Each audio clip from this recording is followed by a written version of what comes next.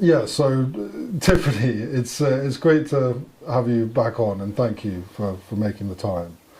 I want to say my pleasure, but it's a bit like being at the dentist, and you don't want to thank you necessarily for this opportunity. Yeah, well, you might when you Maybe see when how, I was 20, it was nice to be on camera. Yeah. Well, I'm very kind with the edit, so you But might have be a soft shadow, a lot of soft shadow. Yeah. But no, really, thank you. And I think to anybody that doesn't know you, you work for Gladstones Clinic, and you're primarily the admissions manager. And I know through experience, what a kind of important role that is, as it kind of being the first point of contact. And often kind of explaining to, very desperate family members or individuals in a very difficult place who have maybe contacted a rehab or residential treatment facility like ours for the first time. And they're uncertain and they don't really know what's entailed, and they don't know kind of what the programs exist and the details of it. And I know that you often explain the process, and you explain what's entailed. And I suppose maybe as like a kind of starting point, to anyone that's listening, how would you describe the process? The most important question that I ask anybody, except for the people who are phoning up themselves wanting treatment, because more often than not it starts off as a family member calling, is does this person that you're hoping to get into treatment want to do this? Do they want the help? Are they at that point where they have asked for help, or they don't see a different way out? Because, we more often than not try everything before we actually take that leap into, number one, asking for help. Really difficult thing to do. But number two, actually, making that phone call, saying that out loud. I've tried everything else, I can't do this on my own. And frankly, we can't do it on our own. Need support, need help, need to be able to open up and talk to somebody who can understand, can help, because talking to family is really, really difficult. They are the people that we lash out at. The people closest to us that get the brunt of things. I'll often talk to mums, dads, husbands, wives, and, a lot of people are, at the end of their tether. And often that comes across as really angry, really irritated, really fed up. This cannot go on. Push in pushing somebody into treatment. So it's very important to ask that question: is this something they're willing to do? And if they are willing to do it, then great. If they're not, it's a bumpy ride. Rehab, it really is. I think you have to be at a point where you're willing to accept it, and it's not just a case of somebody asking you to do it. So that's the number one most important question, because a mum, dad, husband, wife will phone up wanting the person that they love and they're watching destroy themselves, wanting to get them into treatment. Realising that is what they need, but without the okay and agreement of that particular person, there's very little you can do. So that's the most important question. Then, really, in terms of describing what we do, it's different for most individuals. It is group therapy. It's predominantly group therapy. We do one-to-one therapy as well. And there is a lot of holistic therapy as well. Emotional regulation. That's a fundamental part of what we struggle with, is regulating our emotions. Something happens and it, we go potty, and or get angry, or get upset, or get depressed, or get anxious. And, for an alcoholic, for example, the go-to place is, a glass of wine or whatever will make me feel better. we'll settle this down. I can't cope. So learning how to manage your own emotions is key. You know, knowing that feeling of, I just can't bear it, is going to pass if you let it pass, without having to pick up, you know, a drink or a drug or a harmful behaviour. You know, it will pass. So it's actually learning how to manage all of that. You know, I quite often say to people as well, who 9 times out of 10, if not more, 10 times out of 10 usually acknowledge that that is exactly what is happening with the person that they're phoning me about. You know, for an alcoholic, for an addict, oftentimes, you know, a really high percentage of times there is trauma attached to that addiction. And what tends to happen, you know, when somebody has experienced a trauma is your ego goes up. And it's a defence mechanism, and you start to push everybody away, you don't trust anybody anymore. You can still act as if everything's fine and lovely, but you're really not letting anyone come near you. The minute that somebody actually, you know, starts to show concern, then it's, you know, pushing them away and say, you don't know, I'm fine, you don't know what you're talking about, I'm perfectly all right, leave me alone. But underneath all of that, the self-esteem is on the floor, because that, whatever that traumatic experience might have been, has left you feeling very childlike. You know, unable to process it, unable to accept it, unable to move past it, you know. And although in your head you may have moved past it, your reaction to things remains in that way. It's like, no, don't come near me. But actually, I really need help and I can't ask for it. And kind of coming back to the first action, like the first step, do you experience kind of a lot of commonality and misconception about what treatment is? And do you know, in terms of a first contact, is there a lot of, based upon any possible misconception, is there a lot of fear kind of behind that? I think I've spoken about this before. You know, a lot of people will either think it's going to be prison, or it's going to be men in white coats and a psych ward. You know, or it's going to be a spa with, you know, a lovely swimming pool and jacuzzi and, you know, healing stone hot massage kind of thing. And it's really none of those things. It's, you know, 28 days, although it sounds like a really long time, flies by, goes by really, really quickly. You know, there's a lot of, you know, how much outdoor time do I get? Is there, you know, can I have access to a gym? Can I go swimming? Can I... You know, all of those kinds of things. The answer is yes, but it's limited, the amount of time that you have for that, because really you know, we're working with a psychological problem, you know, so it is psychotherapy that is actually going to work in order to get you through primary treatment in rehab. You know, all of those things that people like doing or feel that they need to do will still be there, you know, when somebody leaves treatment. So what we try and do is you know, when people are here, it's about putting down as much of the outside world as is possible and focusing on themselves. And that means, you know, limited phone calls. That means no access to the internet, for example, in our treatment centre.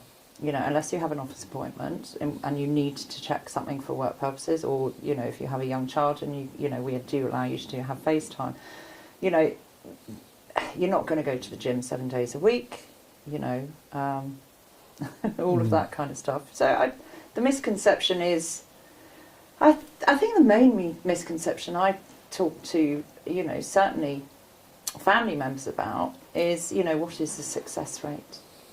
That one, you know, in my view, there, you know, anybody who does say there's any kind of success rate is probably exaggerating, because it's impossible to quantify. Are we talking 1 week, 1 year, 10 years, rest of somebody's life? Complete abstinence? You know, all of those things. So, you know, we can very clearly say that, you know, in terms of our aftercare, which is run every Saturday here, and we do Zoom sessions, you know, on a Tuesday evening, which is peer-led, so that the cohorts of clients actually stay in touch with each other and support each other. But the success rate is very much down to the individual and how much they put into their recovery. It's not a cure. Yeah, I can. I like how you put that. Almost a person calling up, kind of almost wanting guarantees. Yeah. You know. Yeah, of course. Because unless, it's very difficult for somebody who isn't an alcoholic to actually understand, from my personal experience, my mum would say to me, Tiffany, you've got everything going for you. What are you doing? Why are you doing this to yourself? And I had no good answer. I would say, I don't say stupid, back her off all the time. Then I'd be in a mess and I'd need her help and I'd go running back to my mum, and she'd patch me back together and I'd be okay for a bit. And then, then she would be thinking that well, just sunny and nice because Tiffany's okay again. And then, I'd destroy the lot again. Why are you doing this, Tiffany? It's impossible. Because literally, for somebody who doesn't have a problem with alcohol, it's like, well, don't drink. I often have people phoning me up as well saying, I've got an issue with cocaine, but I don't have a problem with alcohol. Do you drink? Yes, do drink. But mainly when I'm using cocaine. It's like, well, if you don't have a problem, think about it. If you don't have a problem with alcohol, you won't have a problem not drinking it. Yeah. Will you? If you fight and say, actually, no, I'm fine. I choose to have a drink. Well, if you're not, if you don't have a problem with alcohol, you won't have a problem with not drinking it. If you don't have a problem with cocaine, you won't have a problem with not snorting it. And in that sense, it's not quite, as easy as that for an addict. It's quite black and white in that sense. It is to me. Yeah. I mean, once you've crossed that line. Once you have crossed that line and you are using substances to regulate your emotional state, then the chances are that's going to become habitual. Yeah, when you're taking something just to get through the day. Yeah, and I mean, lots of people talk about denial around addiction. People are in denial. Most of our clients who come in here, in one shape or another, are still, even though they're in rehab, in a bit of denial. And it might not be denial about physical dependency because, they're experiencing withdrawal symptoms when they don't have that substance that they need.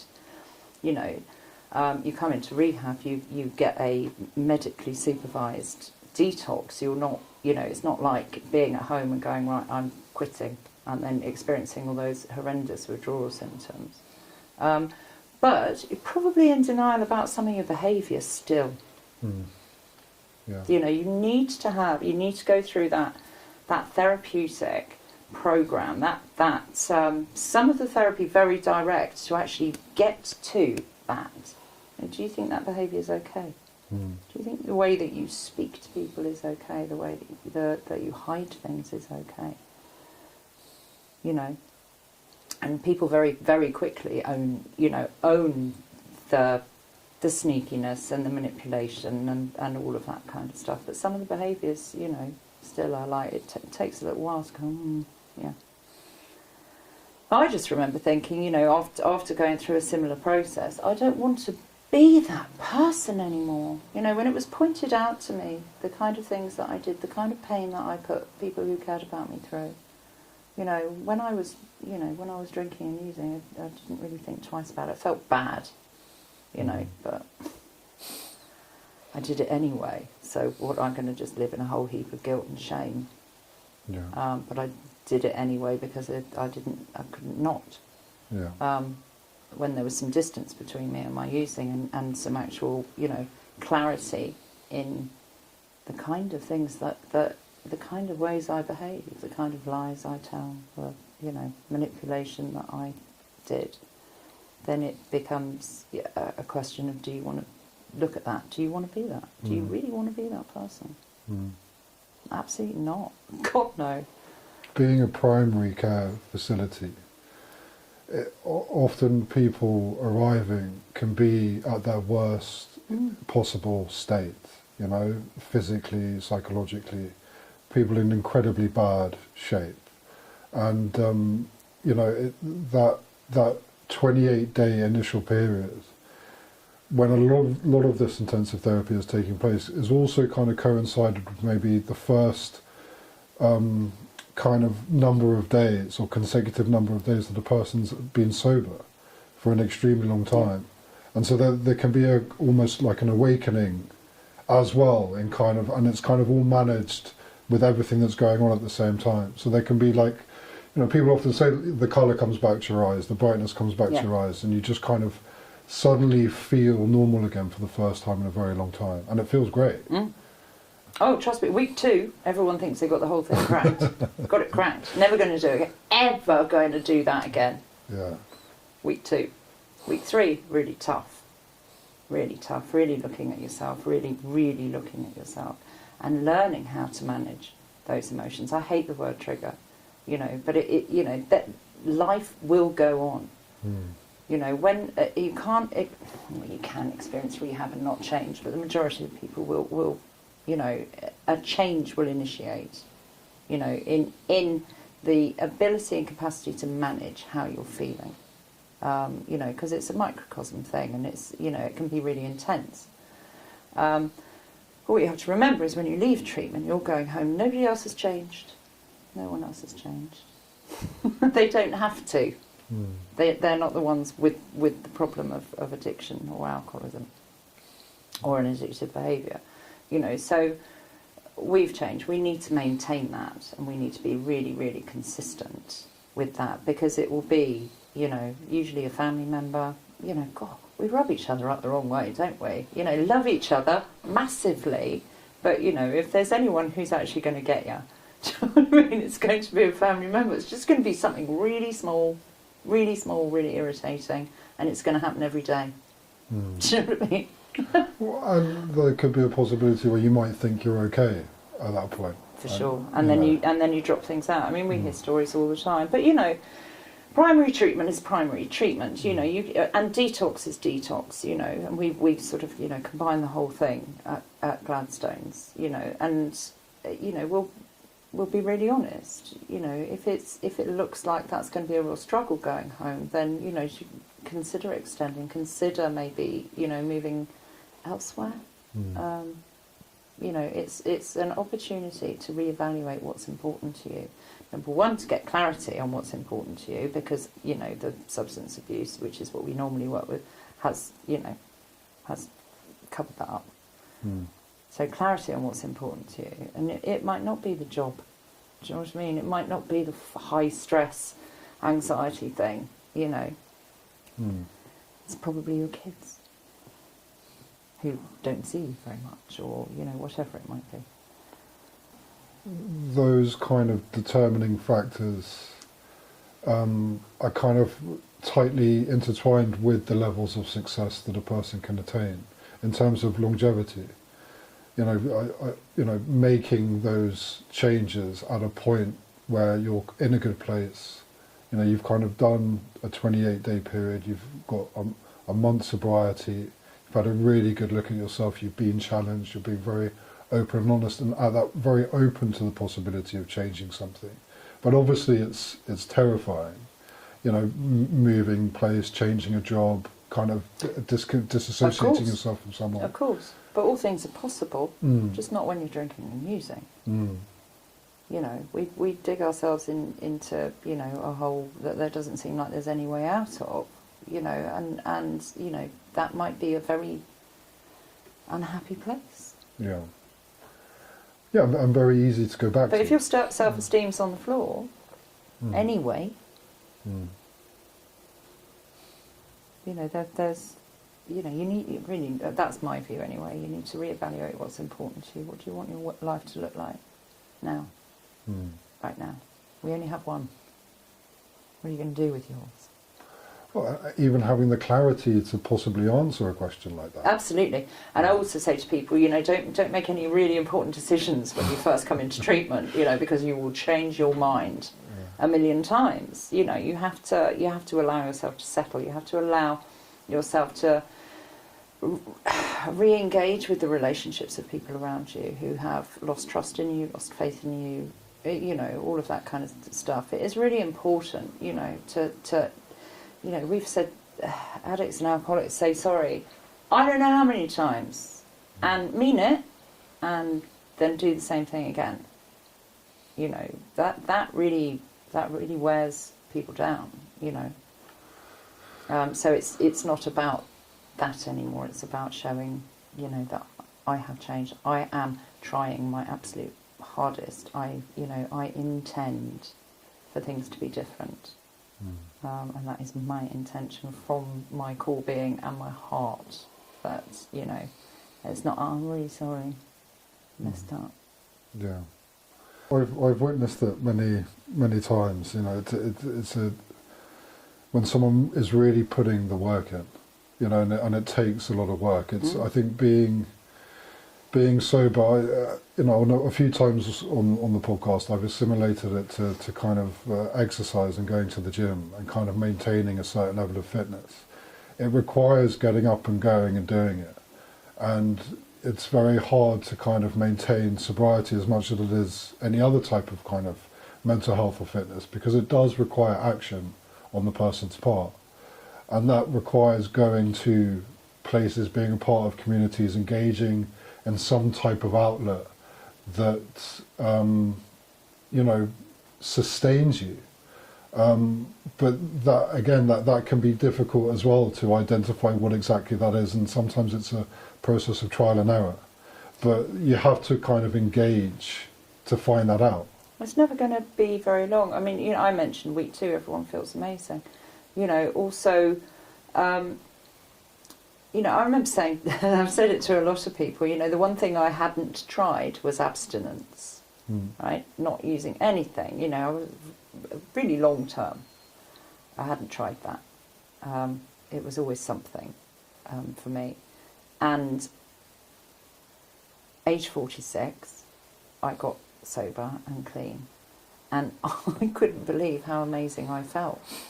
I literally couldn't believe how amazing I felt. Now, that doesn't mean that, you know, I didn't get angry, I didn't get sad, I didn't get depressed, I didn't get anxious. You know, all of those things, of course, happened. Of course they did. But I had experience of being clean and sober, you know, and I had a really good experience of being clean and sober. The only thing that was going to mess that up was going to be me, you know. So, you know, it's the same for everybody, and not. I say it's the same for everybody. That's rubbish. Some people really struggle with it. Some people do find it really, really, really hard. That, you know, that wasn't my experience. I found it quite joyful. I mean, you know, if you walk around, probably most clients, when you walk into a treatment centre, or certainly Gladstones, you'd be amazed by, you know, they all look, all the other clients look really happy. You know? What is going on? It is that sudden, you know, that relief of not doing, you know, not feeling awful every day, not waking up with that dread, not, you know, all of the horror that goes with an addiction. And it is horror. It is absolute horror. Yeah. You know, and we convince ourselves that that's, you know, we don't have a problem with it and that's what we want to do. But it's not. You know, it's depression, it's anxiety, it's hopelessness, it's helplessness, it's, dark. Yeah. So once you escape that, you're bound to, I think, mostly, bound to feel this sense, this huge weight lift off you, and this, oh my God, I can breathe, oh my God, there's sunshine, oh my God, I can speak to people, I like people, I'm not running away, you know, I'm not hiding around the corner. Rather than, oh God, have I got to have another conversation with somebody? Yeah. I don't know. But you know, the other question that a lot of people ask me about Gladstones is, what, you know, and most treatment centres is, what is different? What is different about the treatment centre that you work at, Tiffany? Well, so, you know, and that's the other question, because most people are phoning around quite a few places. They're not, you know, going to go with the first conversation that they've had. And it's, you know, it's private treatment, it's expensive, you know, you do your kind of, you know, checks. But the where we differ is that we are small, for starters. I think that's an important question to ask. How big is the group size? Because it is predominantly group therapy, and in most treatment, addiction therapy, that's where the magic happens, is group. So we only accept 12 clients. We're comfortable. I wouldn't say we're luxury glamorous, but we are very comfortable. We have a good focus on different styles of therapy. So as I said, some is very direct, and it is a bumpy old ride, because you really do need to look at yourself. You do need to look at your defence mechanisms. You do need to, accept some bitter pills, about your behaviour, about, the challenges that you've maybe had in your life. To reflect upon those and actually maybe, draw some parallels between why maybe you behave the way you do, why maybe you've become dependent on the substance you've become dependent on. There will be a reason in there somewhere. And sometimes that's a really hard thing to look at. We balance that with some emotional regulation, as I said. So there's things like yoga, reflexology. We have recently introduced equine therapy as well, which is, has become a favourite, put it that way. It's being able to lower, sounds really hippie-ish, but lower your vibration. Do you know what I mean? We kind of are up here a lot. To be able to just lower it down. And that takes practice and a little bit of discipline, but it's very achievable. If you think about, a lot of people talk about the radio stations in their head, this constant thinking, constant chatter, constant negative thinking. Often, you're not good enough, why are you bothering? All of that kind of stuff. But it is fairly incessant. To be able to move away from that, even momentarily, even for half an hour, 10 minutes, 5 minutes, a minute initially, to just be able to breathe, and allow some light in, rather than that high state of, I call it a vibration because that's how it feels to me. I take our clients to equine therapy, and it's in a wonderful place, the Red Horse Foundation it's called, in Thrupp in Gloucestershire, and we walk up the drive. I actually warn the clients when we're getting out of the van, say, it's a real change of pace, this, a real change of pace. So just experience it, just feel it, see what you see, see what you hear, what you smell, what you taste, just absorb this. And we walk up the drive, and everyone, without fail, suddenly just goes, oh my God, this is so beautiful. Now I learnt about it because I went and did the training course as well, because the horses interest me and have always been coming in and out of my life anyway. But I'm trying to remember what it's called. The electromagnetic field around a horse is vast, you can imagine. So we all have an electromagnetic field. You can pass into somebody else's space, for example. We're probably in each other's space as we talk here. You don't need to be up close. Learning your boundary is really quite important. For horses is vast. And something very magical happens when a person crosses into a horse's electromagnetic field. And it absolutely regulates your heart rate. It regulates your breathing. It calms you down, even if you're terrified of horses. Even if you're terrified of horses. It actually has that effect on you. A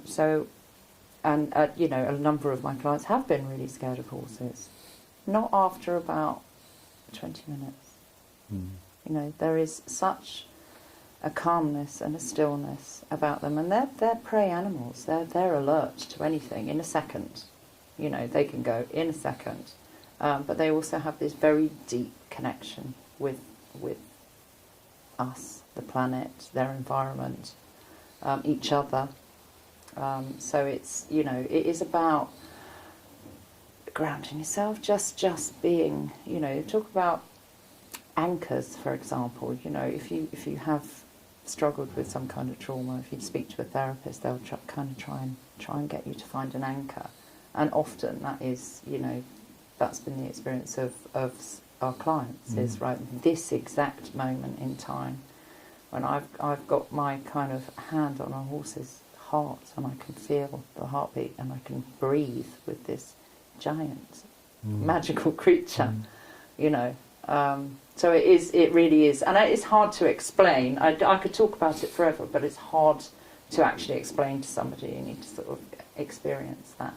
There's it makes me think of, there's a wonderful movie called Mustang, and it's about kind of reforming prisoners, and they use horses, and the impact that it has on them is just transformative, can be transformative, just that kind of connection, you know, that kind of closeness to nature and another living animal. And it's fascinating, you know, integrating that into kind of treatment, because it is a broad spectrum, you know, of cause and reason and resolution. And, you know, some people will be impacted more by experiencing something like that more than others. But to have the variety, to have it available, I think is really testament to the clinic. It's about, you know, the also what we, you know, people who come through Gladstones have, you know, often we're very good at socialising, we're very good at interacting, we're very good at, you know, all of that. We've done well at work, you know, all of that kind of stuff. But there's always something seems to be missing for us. You know, you can be very superficial but not authentic.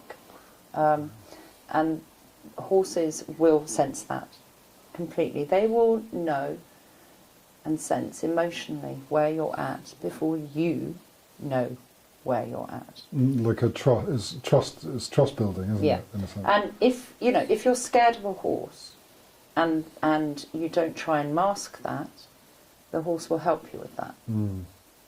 If you try and mask it, the horse will go, no, I had no idea, mate. And they'll walk away. They won't actually engage with you. So, you know, it's not about showing your fear. Do you know, I used to hear that a lot, you know, when as a child, being around horses, don't show your fear. No, absolutely. Show your fear and they will come and support you with it.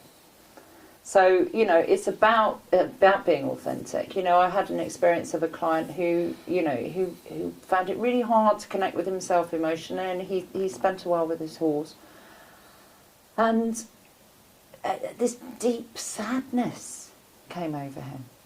You know, and this horse kind of wrapped its neck around him and, you know, shielded this guy, big guy, you know, because it sensed this deep sadness.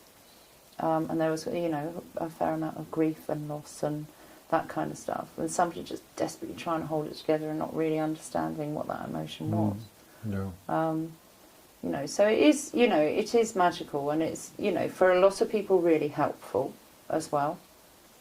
And we do it as a group. So, you know, so you've got this herd of horses and a herd of people. And it's about, you know, how that is actually going to work together and interact with each other.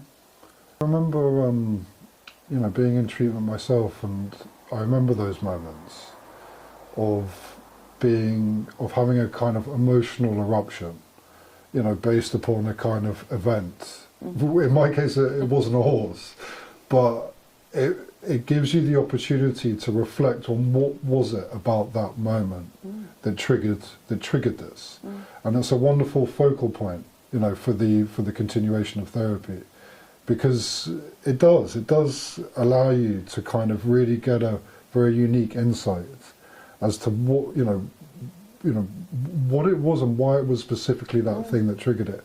It helps you understand it so much more uniquely. Yeah, it's what are you feeling? And then it's, well, let's explore that. Yeah, exactly. Yeah. You know, knowing how you feel is, you know, knowing what we want, knowing how we feel, all of that kind of stuff is you know, starts off as really foreign, I think. Yeah.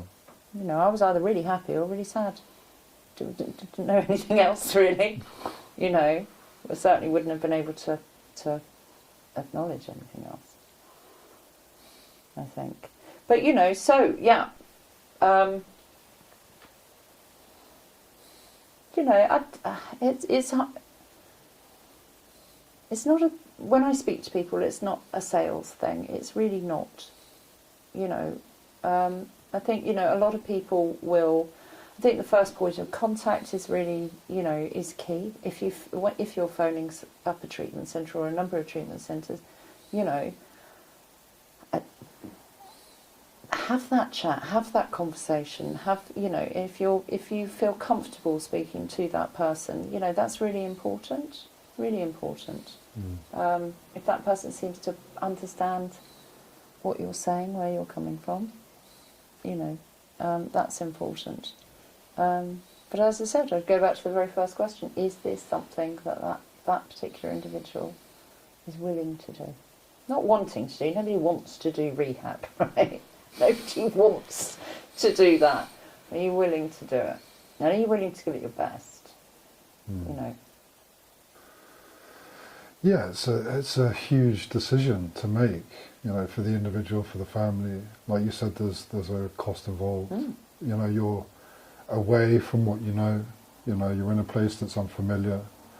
You're living with other people, you know. I know you said that Gladstones, it's a very intimate kind of boutique clinic. It's not a lot of people, and that gives it a certain quality. But still, at the same time, for someone coming into the community, it can be very daunting.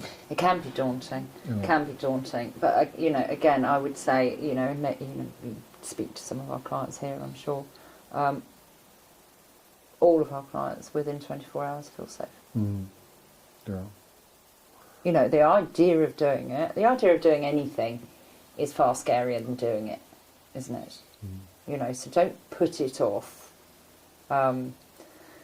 Because if you've hit that point, chances are it's only going to get worse. Yeah. And the losses will be greater. You know, so, you know, bite the bullet and do it. Don't let fear stop you. You know, because unfortunately the alternatives are grave. I remember sitting in a meeting once and it's something out of an AA book that is like, you know, go on to the bitter end.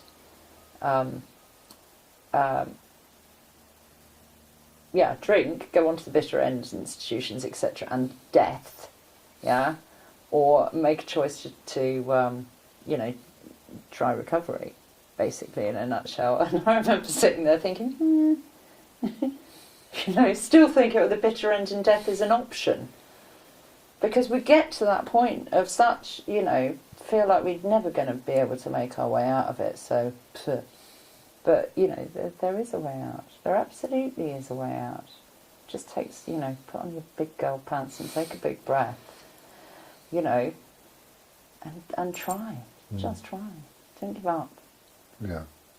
It's there in the stories, in the success stories. You know, I've heard it many times. You know, people manage to obtain a period of sobriety, whether it be a year or a couple of years, but the things that they manage to discover and the things that they manage to achieve, you know, the new skills or hobbies or work or anything creative that they kind of gravitate towards is life-changing, and it's wonderful to witness because it really does change them. And you know, families come back together. Oh yeah. You know, that, God, everything that you worked for that is suddenly on the line becomes back. You know, just by a few changes. And I'm not saying it's easy because it's not, but the benefits will far outweigh the negatives of actually taking that step and going into treatment. The benefits are infinite. Friendships that people make as well in the communities, but then I was thinking about in Gladstones itself, it's quite unique in a sense because there's quite a broad age range, and so when you come in, you can have 80-year-olds and 16-year-olds, and it's this wonderful kind of collection of ages and personalities, and that can be extremely therapeutic in itself. I know, having gone into treatment, some of the best moments I had were kind of peer-to-peer interaction, and kind of having moments with them talking about what had transpired in the day. And age doesn't really come into it, and it's amazing what you can receive from just the other people who are here. Mm. And the having the different ages is actually a real benefit when you're in group therapy. Mm. If you've got a young person in treatment, and you've got say a gentleman in their 40s in treatment, that reflection of father-son that goes on is so key and important, Yeah. There's like, a 17-year-old talking to you, and it's like your son talking to you, and vice versa. It can be really, really powerful, that kind of thing. And you're right, the bonds that people form in treatment are really solid, really, really solid and really strong, because you're talking about things you don't normally talk about, and the people that you're talking about it with get it. It's like going back to what I said about my mum. I could never, and I'm quite an articulate person, I couldn't explain what I was doing, why I was doing it, how I felt, nothing, whereas, if in this environment, we're all kind of here for the same reason. Yeah, some of those things can feel like your biggest, darkest secrets. And yet, this person here has experienced them too. Yeah, or done 1,000 times worse, and made mine just look like a walk in the park. Yeah, I've heard people say, I cannot believe I said that out loud, because I thought the whole room was going to think I was mad, and the whole room went, I do that too. Yeah, that's nothing. That's nothing. Yeah. So it's strong bonds. It's and I'll say it's a bumpy ride, but and I say it on the phone all the time. There will be days when you coming into treatment, you will really, really struggle. There will be days when you're giggling like a 2-year-old. It is up and down and up and down and up and down roller coaster.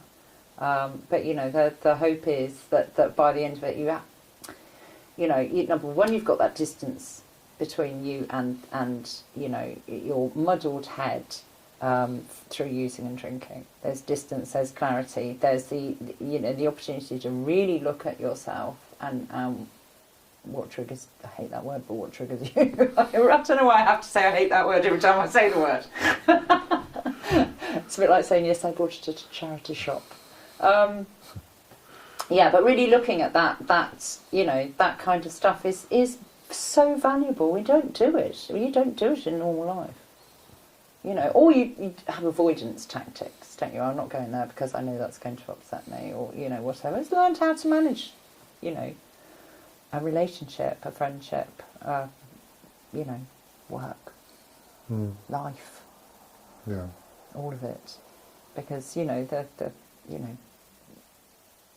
life is what it is. It's equally, an absolute gift. This is a one-shot deal. Yeah. Let's do what makes us happy, and let's help other people. Yeah, you don't get the opportunity very often to come into private residential treatment. No. And I think almost kind of backtracking a bit, but I suppose that's why it has to be designed the way that it is. It's like, for the time that you're here, it's to get as much out of it as possible to give you the best possible chance at success. Let's take it seriously. This is about an important day at work. You come in and you give it your best shot. You do what's asked of you, and we support all of that all the way. So we ask a lot of our clients. We expect a lot of our clients, but in that way, it's like I said, 28 days is nothing. Seems like forever. It's nothing. It goes quickly. When you're here. Yeah, but you have to take it seriously when you're here, because if you don't, if what we don't want is somebody to come into treatment and after 28 days, you know, leave and carry on doing what they were doing before they came in, you know. Yeah. You know, the treatment itself, it's a funny one, because a lot of people know, you know, that rehabs exist. They know that they're out there, you know, all over the world. But I often come across people that they know what they are, but they don't very rarely know what's entailed. And I think that's why it's so wonderful we can have these conversations and really talk about it in a kind of level of detail. Because do you ever feel like it's something that's quite quarantined in kind of what it is? Do you think it's in some respects it's kind of a bit shrouded in mystery about what kind of goes on in treatment centres? It's difficult for me to say. I've worked for Gladstones for 12 years. So I have experience of, you know, of what it entails. I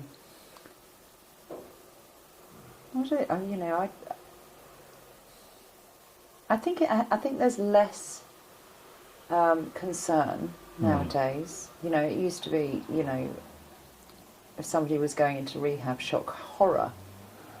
Do you know what I mean? Whereas I think, you know, the world is aware that this is, you know, this is serious. It's been serious for I don't know how long. Used to be treated in mental asylums, for goodness sake. You know, so I think that you know, the world is more accepting that, you know, addiction needs help and support. You know, I think that's a good thing. Yeah. But I don't think that, you know, they should be open for people to come and poke about. Do you know what I mean? Unless you need to. Yeah. Yeah. You know, it needs to feel safe, and it needs to feel confidential, and it needs to feel secure. I don't, you know, we could write a sitcom about one if you liked, but, you know, I think it's the same philosophy as AA. It's anonymity. It's, you know, this isn't for the world. This is for an individual who's really struggling. So, but I think there's, you know, I think there's more understanding that actually this is not just a social issue. Like. No, I agree. I think that there's been a shift in how it's kind of perceived. I think there needs more shifting, but yeah. And I think it's taking a long time for, you know, things like, you know, a new approach to, you know, treating addiction for those people who can't afford to get private treatment, for example. You know, there's a lot of shifts that still need to happen, but I'm not in that business. Yeah, I agree. I think I mean, I might be kind of going a bit left field, but I think in the NHS, for example, they draw a line between mental health and addiction. I remember I was in hospital once, and they wouldn't help me with mental health until I kind of stopped my addiction. So I couldn't get one without the other. So if I said I was kind of still drinking, then I wouldn't be able to get the mental health support that maybe was underlying the drinking. And so there was this weird kind of disparity that, you know, kind of I think exists today. And so yeah, there's I mean, I agree. There's a lot more to be done, and kind of assimilating the underlying causes. You know, I think you have to look at the underlying causes, but you know they're not wrong in saying, you know, we cannot diagnose you or really look at your mental health until you stop using substances. That is tampering with your mental health. You know, so appreciate that. However, I would say that you know, coming into Gladstones has nothing to do with whether you drink, use drugs, gamble, or you know, have an eating disorder. It is about the emotional state underneath all of that. You know, it is about our mental health as well, because, you know, I would say a vast majority of people, you know, of a certain age who come in with a problem with alcohol are also on antidepressants. Alcohol, the depressant, you know, a lot, you know, been diagnosed with depression. A lot of another type of client that come, I'm pushing clients into types, where a lot of people come in initially saying really struggling with anxiety.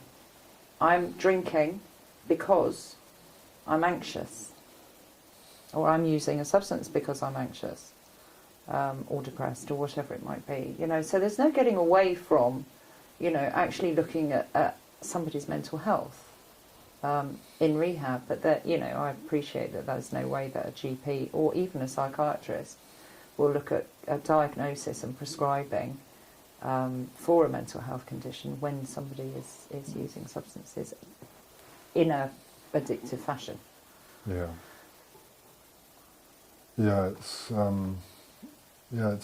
difficult, isn't it? Mm. But on some level it makes sense until you. But it's like they're drinking. Egg. Yeah, it's like it is.